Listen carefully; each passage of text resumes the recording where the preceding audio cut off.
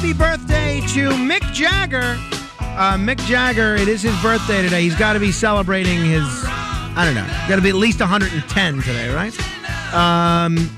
He actually is 79. Boy, if there is somebody that looks older than 79, it is certainly Mick Jagger.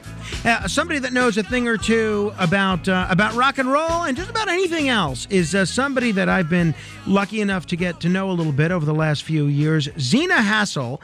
She is the founder and CEO of ZLH Enterprises and the author of the book My Armadillo Skin: How I Made It as a Woman in the Field of Telecommunications. Zina, it's great to talk with you. Thanks for getting up early.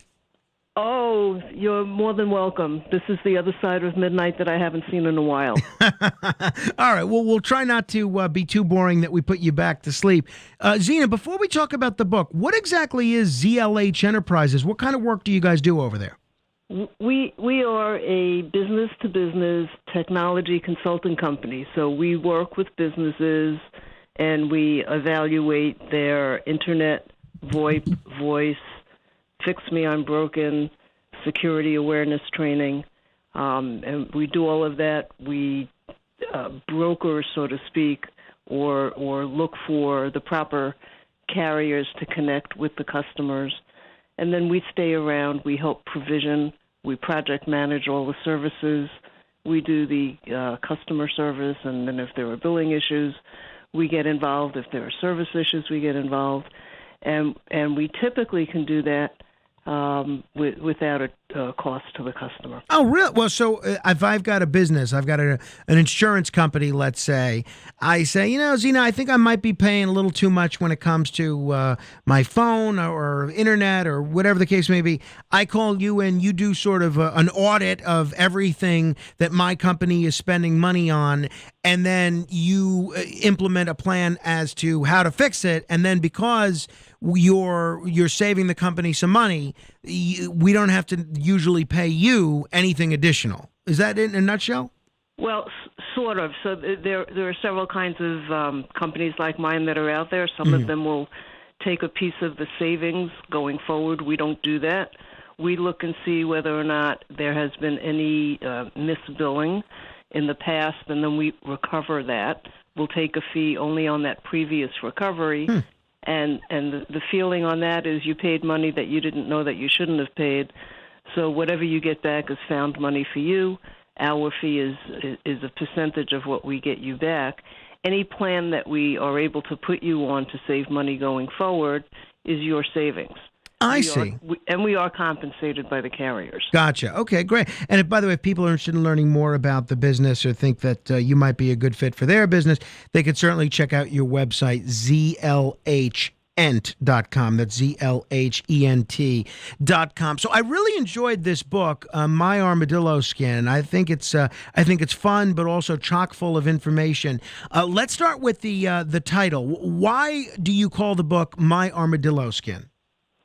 Because if I didn't have a really thick skin growing up in this business, I don't think I would have survived it. All of the jabs that I took for the multiple years of learning, I was constantly bombarded. There was one company that I was with, and I was always being told, what are you doing here? You should be home barefoot and pregnant.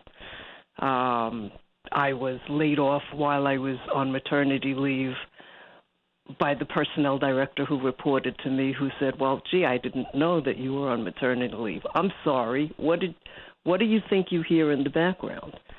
So there was a lot of, water cooler, bathroom kind of joke going on. And if you couldn't handle it, you had to get out.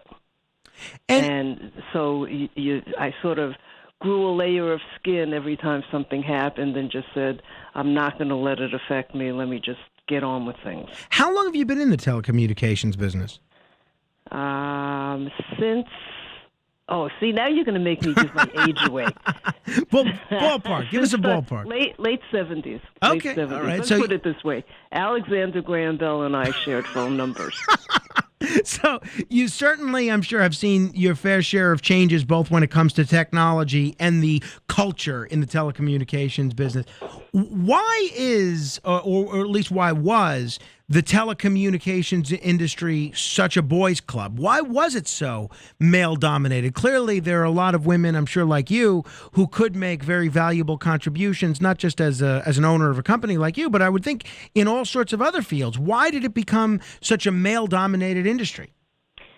Well, I mean, for one thing, it's a what people call a STEM kind of an industry, technology, and women historically do not enter that kind of a field. But also, if you're looking at the telephone industry, a lot of that began with the telephone company cable installation people or engineer people, and they tended to be male. Or you had the engineers coming out of school; they tended to be male. So it was and still is actually a very male-dominated field. Probably, I mean, I haven't seen the recent statistics, and I should have done that preparing to come on the show. So shame on me. No, no, that's okay. We're probably at about 15% women, and then women business owners significantly less than that. So there's still, I guess, a stigma in women going into technology, and that has to stop. It's not like you're going to be considered a geek. If anything, people can. It's a very nice field to go into. I'm really happy that one of my daughters is in the business with me now. Yeah, I know your daughter, Jody. She's a great person and really, really a go-getter when it comes to this. And she's a very impressive woman. So it sounds like she had a pretty good mentor in you, and blazing a trail for not only her but a lot of other women that are coming after you. If people are just tuning in, we're talking with the author of the book My Armadillo Skin, Zina Hassel. It's Zina, not X like the warrior princess. It's available on Amazon, Hassel. You could search Zina Hassel or My Armadillo Skin, and it comes right up. So one of the things that you do in the book is sort of provide a roadmap to other women that want to do well and want to advance in the telecommunications industry. Without giving away all your secrets in this discussion, what are a couple of tips that you could give women who want to rise through the ranks of the telecommunications business? Well, it's not just telecommunications. It's not just women. It really is something that anybody can use. But in terms of a roadmap, some of the things people tend to get afraid to say things at meetings. And that doesn't mean just to run your mouth off to hear yourself speak, but if you have something to say, don't be bashful about it.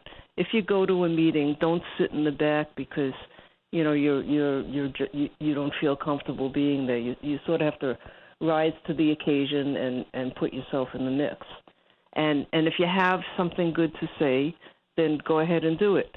On the other hand, if you're not happy where you are, I'm a firm believer that if you're not happy at what you're doing, you're not going to be good at what you're doing.